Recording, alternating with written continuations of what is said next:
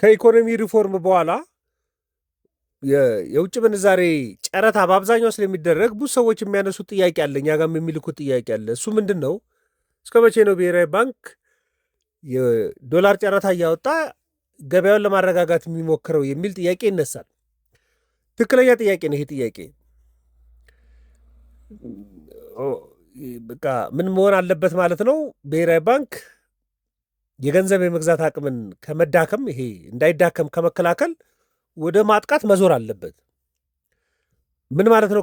ከመከላከል ወደ ኦፍኮርስ አሁን የመከላከል ሪያክሽን ነው የሚያደርገው።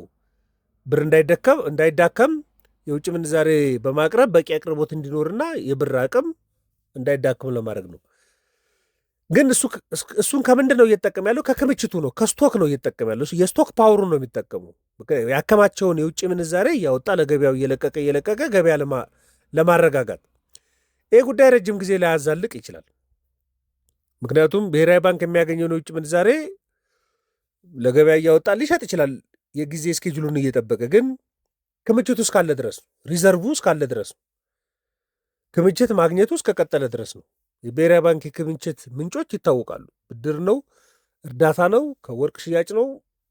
እነዚህ ከመሳሰሉ ገቢዎች ላይ ነው የሚያገኘው እና ይሄ እስከቀጠለ ድረስ ነው እና ከክምችት ላይ እያወጡ ካለው ሪዘርቭ ላይ እያወጣ ብርን መታደግ በጣም ከባድ ነው። ረጅም ጊዜ ላያዛልቅ ይችላል። ለምሳሌ ኢኮኖሚው በዓመት የኢትዮጵያ ኢኮኖሚ $20 ቢሊዮን ይፈልጋል ብለን እንመን። $20 ቢሊዮን በየዓመቱ ይፈልጋል ብለን እናስብ። ይሄ $20 ቢሊዮን ግማሹን ለሸመታ አብዛኛውን ለሸመታ ሊጠቀም ይችላል። ደግሞ የተወሰነውን ደግሞ የውጭ ዕዳ ስላለበት በየዓመቱ የውጭ ዕዳ ሊከፍል ይችላል እና ይሄ 20 ቢሊዮን ሳይጓደል እንዲቆይ መደረግ አለበት። በቃ ሁሌም $20 ቢሊዮን ማግኘት ማለት ነው።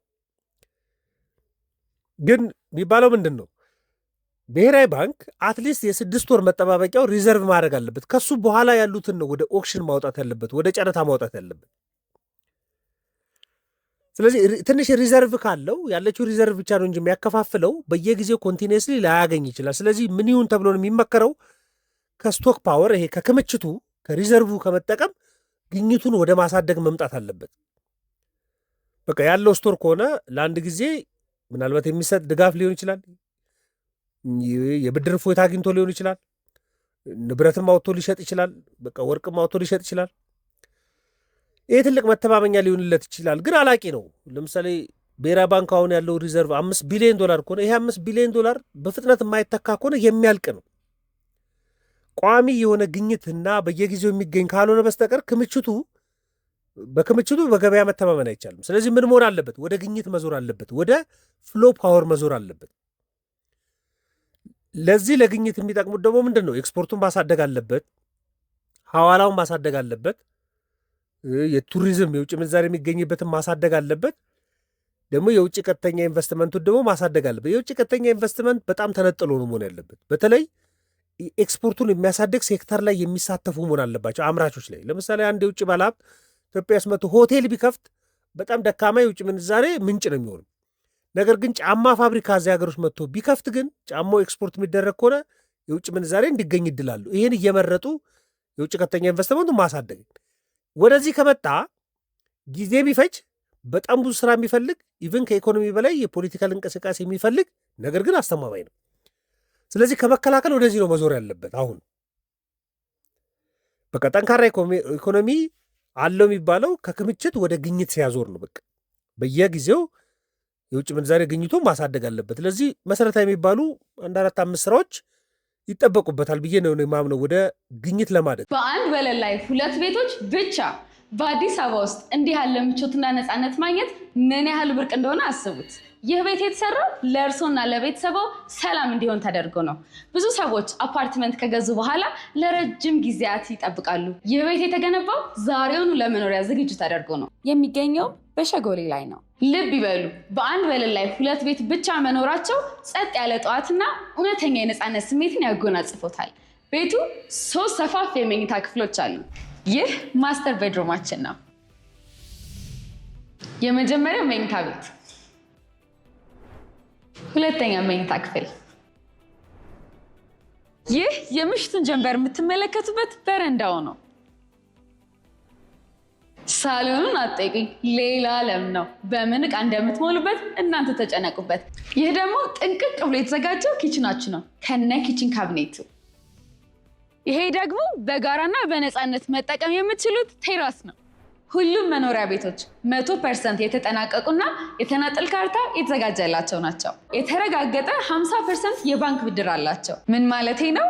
እርስዎ 7.2 ሚሊዮን ብር ብቻ በካሽ ይክፈሉ። የቀረውን እኛ ራሳችን ቀጥታ ባንኩ ጋር ሄደን እንዲያበድሮት እናደርጋለን። ስለዚህ ቤቱን እየኖሩበት ገዙት ማለት አይደለም። ከዚህ በላይ ምርጥ አማራጭ ከየት ይመጣል? የቤት ዕቃውን ብቻ ይዘው የሚገቡበትን ቤት በ0975 55 0708 ዛሬ ሳይሆን አሁኑ ደውለው ይረከቡን።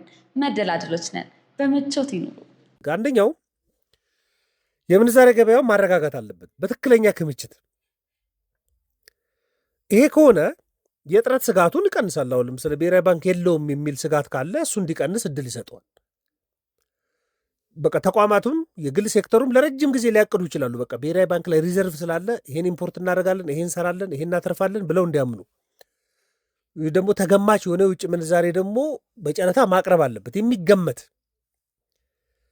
ሸመታውም ራሱ ኢቭን ሸመታውንም ተገማች ማድረግ አለበት። አሁን የቅንጦት የሆኑ ሸመታዎችን ማስቀረት ማለት ነው። መንግስት ያለውን ወጪ መቆጣጠር አለበት። የውጭ ምንዛሬ ወጪውንም የብር ወጪውንም መቆጣጠር አለበት። ሌሎች መካኒዝሞችንም ሊሰራ ይችላል። ብድር ሊያፈላልግ ይችላል። እርዳታ ሊያፈላልግ ይችላል። የዕዳ ሽክሽክ ሊያፈላልግ ይችላል። ኢቭን የዕዳ ምህረት በቃ ዕዳ እንዲቀነስለት ሊያደርግ ይችላል።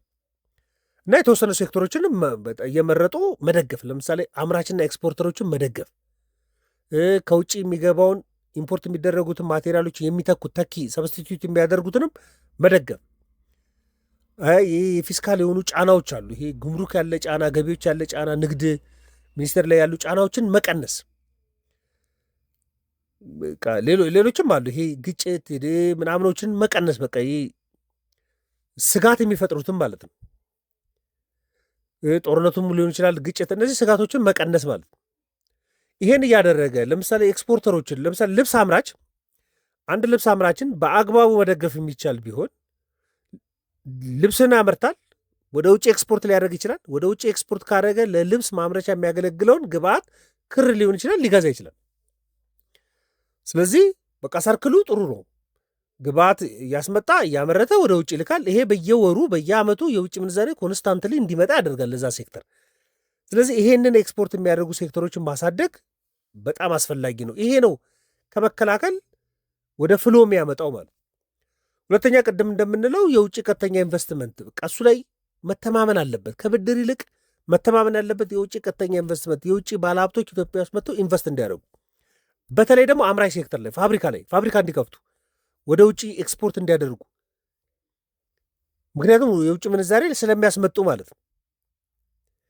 ስለዚህ እንደዚህ አይነት እንቅስቃሴዎች የሚገባ ከሆነ ብሔራዊ ባንክ ይሄ ከመደልደል በቃ የውጭ ምንዛሬ እየደለደለ ከሚያቀርብ በገበያ የሚመራ እንዲሆን ሊያደርግለት ይችላል። ይሄ የፖለቲካል ስራም ይፈልጋል፣ የኢኮኖሚ ስራም ይፈልጋል፣ በጣም ብዙ ስራ። እሱን ካላደረገ በስተቀር ከክምችቱ ለማስታገስ ነው የሚቀጥለው። ሬሚታንስ ደግሞ ሶስተኛው ሬሚታንስ ከውጭ ያሉ ዲያስፖራዎች ገንዘብ ወደ ሀገራቸው የሚልኩበትን መንገድ በጣም ጤነኛ ማድረግም ያስፈልጋል፣ ብዙ አቅም ስላለ። ይህንን መስራት ያለበት ከአስተዳደራዊ ጫና ወጥቶ ነው። አስተዳደራዊ ጫና ሬሚታንስን ሁልጊዜም የተረጋጋ ማድረግ አይችልም። ይሄ ማባበል፣ ማስጠንቀቅ፣ ፍቃዶችን መሰረዝ፣ እነዚህ ጊዜያዊ መፍትሄ ነው የሚሰጡት። ወደ ገበያ ተጠቃሚነት ማዞር አለበት። ምናልባት ወደፊት ጤነኛ ነው ብሎ የሚያምነውን ሊጠቀም ይችላል። ለነ ኢራን ኢኮኖሚ፣ ለላቲን አሜሪካኖች ኢኮኖሚ የሚያዋጣ ላይሆን ይችላል። ግን የዱዋል ኤክስቼንጅን አንዳንዴ ይጠቀማሉ። ለሬሚታንሱ ብቻ የሚሆን የውጭ ምንዛሬ ተመን ራሱን የቻለ ማስቀመጥ። ለምሳሌ መደበኛ ካሽ የሚመነዘረው በ154 ብር ከሆነ ጥቁር ገበያው በ160 ከሆነ የሚንቀሳቀሰው ለጥቁር ገበያው የሚሄዱበትን ምክንያት ለማስቀረት ከተፈለገ የጥቁር ገበያውን ተመን ለሬሚታንሱ መጠቀም ማለት ነው። የዱዋል ኤክስቼንጅ ይባለው እሱ ነው። ለሁለት የተለያዩ መጠቀም እሱ ምርጫ ሊሆን ይችላል። ሌሎች ምርጫዎች ግን ወደ ገበያ ተመን የሚመጡበትን መንገድ ማመቻቸት በደንብ ነው የሚያስፈልገው። ምክንያቱም በ1 ቢሊዮን ዶላር ከሚያስገኝ ስልት ይልቅ በየዓመቱ በቋሚነት የሚያስገኝን ሴክተር መምረጥ አለበት። በ1 ቢሊዮን ዶላር ከሚሰጠው ይልቅ በየዓመቱ ኮንስታንት የሚመጣ $500 ሚሊዮን ሊሻለው ይችላል ለኢኮኖሚ። ምክንያቱም ቢዝነሱ እሱን ነው ኤክስፔክት እያደረገ ፕላን የሚያወጣው የሚንቀሳቀሰው። እንደሱ ካላደረገ በስተቀር ከክምችት መልስ እየሰጠ እንዲቀጥል ሊሆን ይችላል። ደግሞ አስተዳደራዊ ቁጥጥር ስልቶችን ወደ ገበያ ማዞርም በጣም ያስፈልጋል። በቃ ይሄ ኢቨን ጨረታዎች፣ የውጭ ምንዛሬ ጨረታዎች በድንገት ሳይሆን ይሄ ስፔሻል የሚባል ኦክሽን ሳይሆን በቃ ሬጉላር በሆነ መልኩ በየ15 ቀኑ የዚህን ያህል መጠን ይቀርባል ሊሆን ይችላል። የጊዜ እስኬጁሉን ማስቀመጥ ሊሆን ይችላል። ስለዚህ ተጠባቂ እንዲሆን ያደርጋል። በቃ 15 ቀን ታግሼ የውጭ ምንዛሬ ሲገኝ ኢምፖርት አደርጋለሁ የሚል አስተሳሰብ ሊመጣ ይችላል። ገበያው ላይ በቂ አለ፣ በየጊዜው ይቀርባል የሚል አስተሳሰብ እንዲመጣ ሊያደርግ ይችላል። ስለዚህ ከአስተዳደራዊ ቁጥጥር ስልት ወደ ገበያ እንዲመጣ ማድረግ በደንብ ነው የሚያስፈልገው። የገንዘብ ፖሊሲውንም በብልሃት መምራትም በጣም አስፈላጊ ነው። አንዳንዴ ብዙ ብር ወደ ገበያው የሚረጭ ከሆነ በተለይ አንሰርቴን ከሆነ ኮንሱመሩ ሸማቹ ስጋት አለብኝ የሚል ከሆነ ብዙ ብር የሚያገኝ ከሆነ በብድር ብዙ ገንዘብ የሚቀርብለት ከሆነ ወደ ኢንቨስትመንት ውስጥ ከመግባት ይልቅ ወደ አሴት ሊያዞር ይችላል። የውጭ ምንዛሬ ገዝቶ ለመሸሸግ ሊፈልግ ይችላል። የውጭ ምንዛሬ ገዝቶ ከሀገር ይዞ ለመውጣት ሊፈልግ ይችላል። ስለዚህ እሱን ታክቲካል ሆኖ መምራት ያስፈልጋል። ለምሳሌ $500 ሚሊዮን በጨረታ ሲወጣ ኦልሞስት ወደ 77 ቢሊዮን ብር ከገበያው ሰብስቧል ብሔራዊ ባንክ። ይህ 77 ቢሊዮን ብር ከገበያ በመሰብሰቡ ያገኙት የነበሩ ኮንሱመሮች ምናልባት የውጭ ምንዛሬ ሊገዙበት ያሰቡትም ገንዘብ ሊሆን ይችላል። ለዛ አገልግሎት ሊውል የሚችል ገንዘብም ሊሆን ይችላል። እሱን ነው ሳብ ያደረገው። ስለዚህ የገንዘብ ፖሊሲንም በብልሃት መምራት በደንብ ያስፈልጋል። እንደሱ ካልሆነ በስተቀር ከክምችቶች መልስ እየመለሰ ነው ሊቀጥል የሚችለው። ስለዚህ ከክምችት በወጣ መልኩ ስራ የሚፈልግ ቢሆንም የፖለቲካል እንቅስቃሴ የፖለቲካ እገዛ የሚፈልግ ቢሆንም ረጅም ጊዜ የሚወስድ ቢሆንም ስትራክቸራል ውጤት ለማምጣት የሚያስፈልግ ከሆነ ይሄ ከስቶክ ፓወር ወደ ፍሎ ፓወር መምጣት አለበት። ከክምችቱ ይልቅ በየዓመቱ የሚገኘውን ግኝት ማሳደግ አለበት። እንደሱ ካልሆነ በስተቀር ትንሽ ያስቸግራል። ምናልባት ይህንን ሀሳብ ለእናንተ ሼር ለማድረግ ነው። ማንኛውም ሀሳብ አስተያየት ካላችሁ ልትልኩልኝ ይችላላችሁ። ለነበረን ቆይታ በሙሉ ከልብ አመሰግናለሁ። መልካም ቀን።